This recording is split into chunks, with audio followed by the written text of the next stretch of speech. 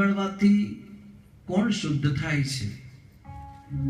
નારદજી ઉત્તર કર્યો, અરે ગમે તો દુરાચારી હોય, પાપી હોય, કામી હોય, અતિશય ધનનો લોભી કેમ ના હોય, દુરીજન હોય, મલિન વૃત્તિ વાળો હોય,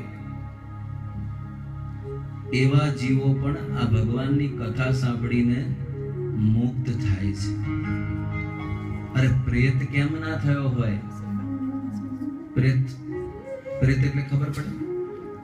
પ્રેત એટલે મૃત્યુ પામીને આ જીવ જ્યાં પહોંચવો જોઈએ ત્યાં પહોંચ્યો નથી, એને એનું સેકન્ડ ડેસ્ટિનેશન મળ્યું નથી, એટલે એને ભટકવું પડે છે.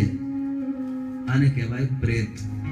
પ્રઈતઃ, જેની વિશિષ્ટ ગતિ હજુ થઈ નથી તે.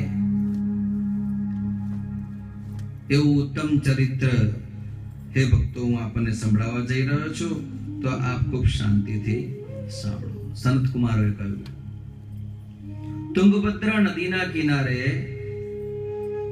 પ્રૌઢ વિદ્વાન પવિત્ર આચરણ વાળો બ્રાહ્મણ આત્મદેવ નામનો બ્રાહ્મણ રહેતો હતો. તેની એક કુળવાન અને રૂપવાન પત્ની હતી, ધુંધુલી. બ્રાહ્મણને આ કુળવાન રૂપવાન પત્ની મળવાથી એ પોતે સંસારમાં ફસાઈ ગયો, પણ જ્ઞાની હતો. એટલે એને સંપૂર્ણ ભાન રહેતું કે હું આ સંસાર, આ મોહ માયામાંથી કેવી રીતે બહાર નીકળી શકું.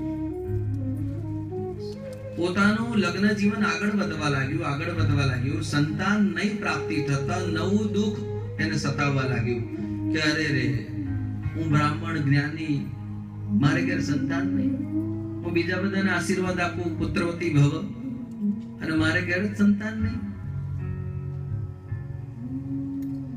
બીજા બધા દુઃખો ભૂલી ગયો અને સંતાન પ્રાપ્તિનું દુઃખ એને વધારે સારું. સંતાન પ્રાપ્તિના દુઃખમાં એક દિવસ એને એમ થઈ ગયું કે આ જન્મમાં મને સંતાન નહીં મળે. વળી તેની પત્ની રોજ કકરાટ કરતી. હવે જો, બ્રાહ્મણને સંતાનનું દુઃખ રહેતું અને એની પત્ની ધુંધુલી, એને એમ કે મારે સંતાન જોઈતું નથી. કોણ એ બધી ઝંઝટમાં પડે? એ દુઃખમાંથી કોણ? પાછું એની પત્ની એના પતિને સમજાવે, તમે જ બધાને સમજાવો છો ને કે આ સંતાનો તો દુઃખદાયક હોય છે ને આ સંતાનો મોટા થઈને પોતાના થતા નથી, તો તમારે શું કામ સંતાન જોઈએ? એટલે બ્રાહ્મણ પાછો હસતા હસતા કે હા, તારું જ્ઞાન સાચું છે, પણ પત્નીના મનમાં કયો વિચાર છે? એ દુઃખમાં કોણ પડે? કોણે બેબી સિટિંગ કરે? એના કરતા ફ્રી રહેવું વધારે સારું.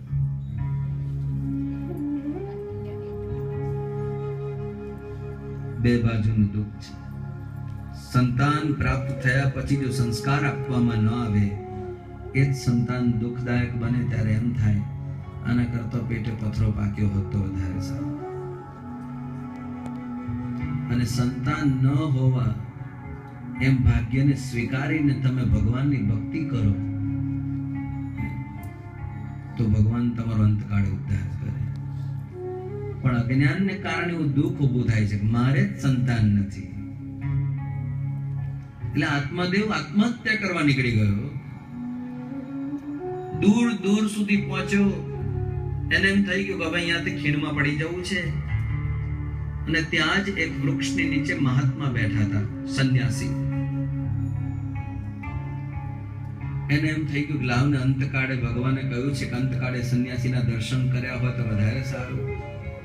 એટલે એ સંન્યાસીના ચરણમાં જઈને પોતાના આંસુ સારતો સારતો મૌન રહીને દર્શન કરે છે. સંન્યાસી ધ્યાનમાં હતા. આંખ ખોલી, અરે કોણ છે ભાઈ તું? મહારાજ આપના દર્શન કરો. હા, બરાબર. પણ અહીંયા મહારાજ, હું મારું જીવન ટૂંકાવા આવ્યો છું. બસ હવે અહીંયા જીવન પૂરું કરવું છે, પણ તમને જોયા, તમારું દર્શન કર્યું, મારું મૃત્યુ સુધરે મહારાજ. એટલું બધું તારી પર શું દુઃખ આવી પડ્યું તો તું તારું જીવન ટૂંકાવા નીકળી પડ્યો છે? ક્યાં મહારાજ, મારું દુઃખ કહેવાય એવું નથી. મારું દુઃખ હૃદયમાં પથ્થરો પડ્યું હોય એવું છે. મારા હૃદયમાં પથ્થરો પડ્યો છે. 3 પ્રકારનું દુઃખ હોય.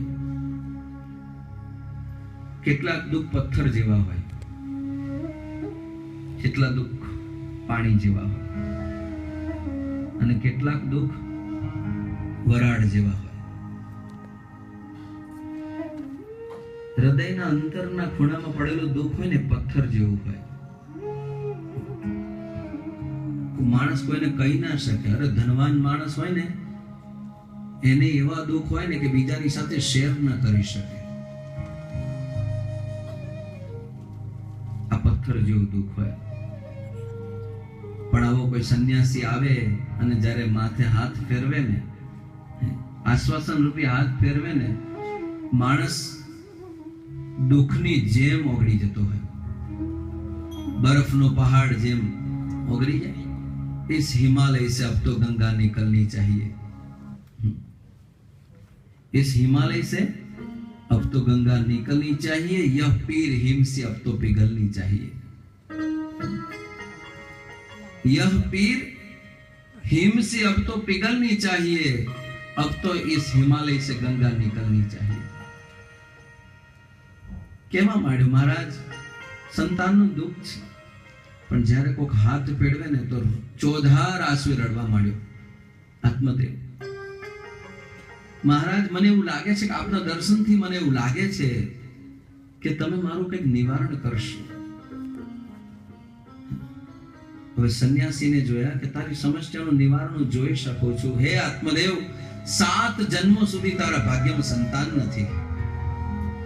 7 જન્મો સુધી તારા ભાગ્યમાં સંતાન નથી. માટે શોક ન કર, તારું જીવન તું હરિમય કર. પણ જીદે ચડ્યો કે પ્રભુ મારું જ્ઞાન હું કોને આપીશ? જીદે ચડ્યો. સાધુએ કહ્યું, આ ફળ લઈને જા તું પાછો અને તારી પત્નીને ખવડાવજે, ભગવાન તારું કલ્યાણ કરશે. નિરાશામાંથી આશાનો જન્મ થયો. ઘરે પાછો આવ્યો. પોતાની પત્ની ધુંધુલીને કહ્યું કે સાંભળસ, અરે હું ગયો તો આત્મહત્યા કરવા માટે, પણ મને મહારાજે ફળ આપ્યું છે. અરે આ તું ખાઈશ ને આપણા ઘરે સારા દિવસો રહેશે. ધુંધુલીને થયું કે અરે રે આ પાછો ફળ લઈને આવ્યો. કે કઈ વાંધો નહીં મહારાજ, આપ એ ફળ મને આપી દો. કાલે સવારે જ હું ભગવાનના દર્શન કર્યા પછી હું આ ફળ ખાઈ લઈશ. રાત્રે એની બેનપણીને વાત કરી કે હે સખી, મારા પતિદેવ ફળ લઈને આવ્યા છે, તને પણ આ સંતાનનું દુઃખ રહ્યા કરે છે, માટે તું આ ફળ લઈ લઈશ? તો એની સખી કહે છે, મારે તો સારા દિવસો જઈ રહ્યા છે. તો એને ફરી પાછું એની સખીને પ્રલોભન આપ્યું, એક કામ કર. એની સખીને એ દિવસો રહી ચૂક્યા હતા એટલે એને કહ્યું કે મારો પુત્ર જે થશે હું તને આપી દઈશ, પણ તારે આ સંતાનની વેદના વેઠવી પડશે નહીં. પણ તું ખાલી નાટક કરજે કે મારે સારા દિવસો રહ્યા છે. પણ આ ફળનું શું કરું? તો કે છે આ ફળ તું તારી ગાયને ખવડાવી દેજે. ધુંધુલીએ પ્રમાણે કર્યું. 9 મહિનાના દિવસો પૂરા થયા. નાટક પૂરું થયું. એને પોતાના પતિને સમાચાર આપ્યા કે હે પતિદેવ, આપણા ઘરે પુત્ર રત્નનો જન્મ થયો છે. આત્મદેવ અજ્ઞાની આનંદિત થઈ ગયો. પેલા સંન્યાસીનું સ્મરણ કરવા લાગ્યો. આજે એક સાધુના આશીર્વાદથી મારે ઘરે સંતાન થયું, પણ જાણતો નથી મારી સાથે કપટ થયું છે.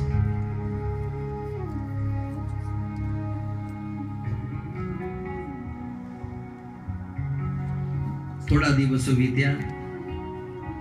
એના ઘરમાં રહેલી ગાયે એક બાળકનો જન્મ આપ્યો.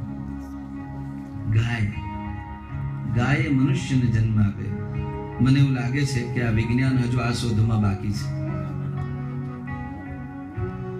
વિજ્ઞાન હજુ આ શોધ કંઈક કરતું હશે. એક ગાય બાળકને જન્મ આપ્યો. બાળક જન્મ્યો પણ થોડા ગાયના ગુણો પણ આવ્યા, કારણ કે આ સંન્યાસીનું ફળ છે. સંન્યાસીનું આશીર્વાદનું ફળ છે. એટલે એ ગાયના જે બાળક હતો એના કાન મોટા હતા.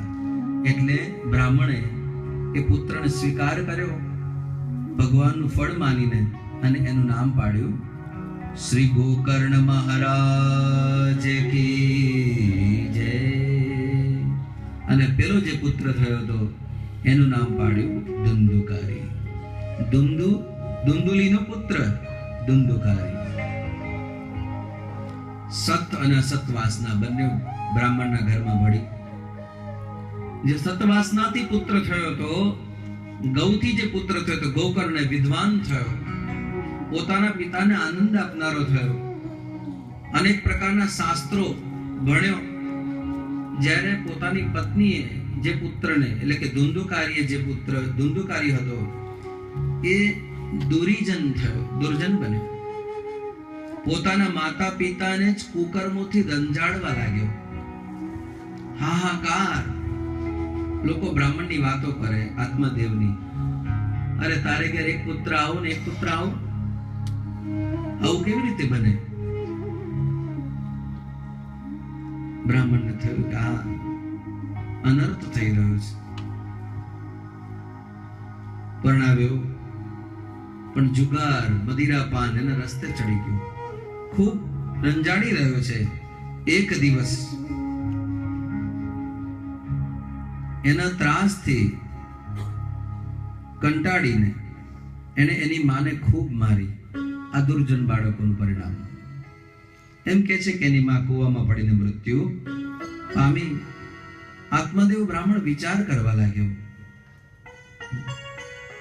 ગોકર્ણ મહારાજ તો બે હાથ જોડી ઘરને વંદન કરી અને એમ થયું કે આ જંજાળમાં મારે પડવું નથી. એ પોતાના સત્સંગમાં લીન છે.